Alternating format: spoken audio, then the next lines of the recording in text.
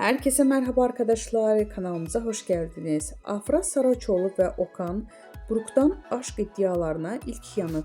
Afra Saraçoğlu ile Okan Buruk'un aşk yaşadığı iddiası magazin dünyasından bomba etkisi yarattı.